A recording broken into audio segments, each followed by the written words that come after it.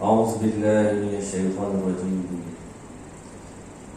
سبحان الذي أسرى بعبده ليلا من المسجد الحرام إلى المسجد الأقصى الذي باركنا حوله لنريه من آياتنا إنه هو السميع البصير.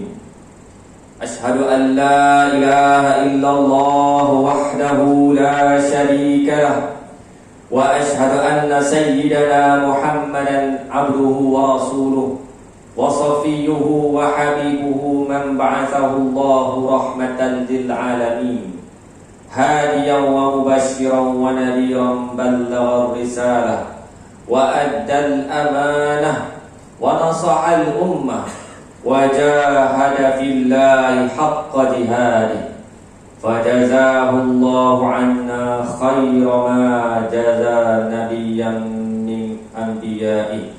اللهم صل وسلم وبارك على سيدنا محمد خاتم الأنبياء والمرسلين وعلى آله وصحبه أجمعين. أما بعد فيا عباد الله اتقوا الله أوصيكم وإياي بتقوى الله وطاعته لعلكم ترحمون.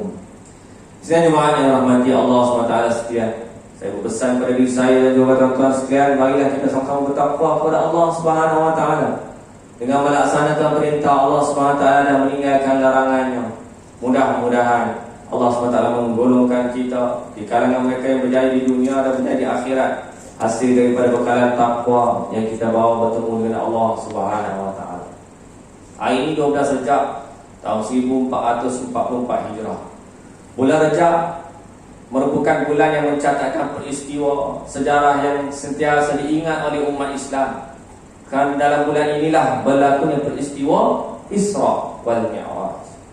Berjalankan dari Masjidil Haram di Mekah ke Masjid Aqsa di Palestin dan kemudian dimi'rajkan, dinaikkan ke langit menuju Sidratul Muntaha sebagaimana firman Allah SWT dalam suratul Isra daripada ayat 1 yang kita bacakan pada awal tadi, yang bermaksud Maha Suci Allah yang telah memperjalankan hamba-Nya, yakni Nabi Muhammad SAW, dengan roh dan jasadnya pada waktu malam dari Masjidil Haram di Mekah ke Masjid Aqsa di Baitul Maqdis di Palestin, yang kami berkati sekelilingnya supaya kami memperlihatkan kepadanya sebahagian daripada tanda kebesaran dan kekuasaan kami. Sesungguhnya Allah Subhanahu wa taala Maha mendengar lagi Maha melihat. Dalam peristiwa tersebut Rasulullah SAW telah menyaksikan tanda-tanda kebesaran dan kekuasaan Allah Subhanahu wa taala. Dan kemuncak kepada peristiwa inilah Allah Subhanahu wa taala telah memfardukan salat 5 waktu kepada kita semua. Firman Allah Subhanahu wa taala dalam suratul Ankabut ayat ke-45. A'udzu billahi minasy syaithanir rajim. Utlu ma uhiya ilaika minal kitabi wa aqimis shalah. Innas salata tanha 'anil fahsya'i wal munkar waladhikrullahi akbar wallahu ya'lamu ma tasna'un. Bacalah serta ikutlah wahai Muhammad akan apa yang diwahyukan kepadamu dari Al-Quran, dan dirikanlah sembahyang dengan tekun. Sesungguhnya sembahyang itu mencegah dari perbuatan yang keji dan mungkar, dan sesungguhnya mengingati Allah adalah lebih besar faedahnya dan kesan. Dan ingatlah, Allah mengetahui apa yang akan kamu kerja. Salat ini merupakan satu kefarduan, walau apa keadaan sekalipun, wajib dilaksanakan, baik kita sehat ataupun kita sakit, baik kita lapang ataupun kita sibuk. Dan berdosa orang yang meninggalkan salat. Dalam Al-Quran ada sebut dari surah Al-Muddathir ayat ke-42 hingga 43, ditanyakan kepada orang yang masuk neraka, ma salakakum fi saqar, qalu lam naku minal musallin. Ditanyakan kepada orang masuk neraka, apakah menyebabkan kamu masuk dalam neraka saqar? Orang yang berdosa itu berkata, kami tidak termasuk dalam golongan yang mendirikan sembahyang. Solat adalah hubungan kita dengan Allah Subhanahu Wa Taala. Apabila kita ada hubungan dengan Allah Subhanahu Wa Taala, maka akan hilang, akan lenyap perasaan takut kepada makhluk, perasaan risau dan bimbang kepada makhluk selain daripada Allah Subhanahu Wa Taala. Dan salat merupakan jawapan kepada, merupakan penyelesaian kepada segala masalah sosial yang berlaku. Kes orang yang tidak taat kepada Allah Subhanahu Wa Taala, yang melakukan maksiat, puncanya kerana tidak solat. Manusia yang hilang keyakinan dengan Allah Ta'ala sampai menjadikan jambatan Pulau Pinang tempat membunuh diri, atau puncanya tidak solat, tiada hubungan dengan Allah Subhanahu Wa Taala. Orang yang solat mempunyai hubungan dengan Allah Subhanahu Wa Taala.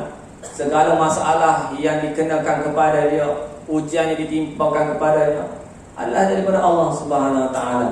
Dan kita minta dengan Allah Subhanahu Wa Taala. Orang yang yakin dengan Allah Subhanahu Wa Taala akan mencari penyelesaiannya dengan Allah Subhanahu Wa Taala. Solat yang berkualiti, yang ikhlas, yang khusyuk, yang tidak riak, akan memberikan impak yang sangat besar kepada kehidupan kita sebagai manusia. Solat yang dihayati akan menjadi perisai kepada diri kita, akan dijauhi diri kita ini daripada gangguan syaitan dan iblis, akan dijauhkan kita ini daripada mudarat hasil daripada solat yang kita tunaikan. Di tempat kita, Malaysia khususnya, banyak tempat kemudahan untuk menunaikan solat, menunaikan solat secara berjemaah. Masjid berlambat-lambat, RNA berlambat-lambat surau pun banyak. Maka kita mensyukurilah akan nikmat yang Allah SWT berikan kepada kita ini dengan memanfaatkannya. Hadirin sekalian jemaat yang dirahmati oleh Allah Subhanahu Wa Taala, ketahuilah bahawa salat merupakan ibadah yang utama dan yang mula-mula sekali akan diperhitungkan oleh Allah Subhanahu Wa Taala pada hari kiamat kelak. Oleh itu, jika seseorang yang sempurna salatnya, nescaya berbahagialah dan beruntunglah dia. Sebaliknya, jika tidak sempurna sembahyangnya, tidak sempurna salatnya, rugi dan akan menyesal dia di akhirat nanti. Daripada Abu Hurairah radhiyallahu anhu, Rasulullah sallallahu alaihi wasallam bersabda, maksudnya amalan yang pertama dihisab daripada seorang hamba pada hari kiamat adalah sembahyang. Jika sembahyang, jika baik sembahyang, baik solatnya, maka baiklah seluruh amalannya. Jika rosak solatnya, maka rosaklah seluruh amalannya. Hadis riwayat Imam At-Tirmidzi.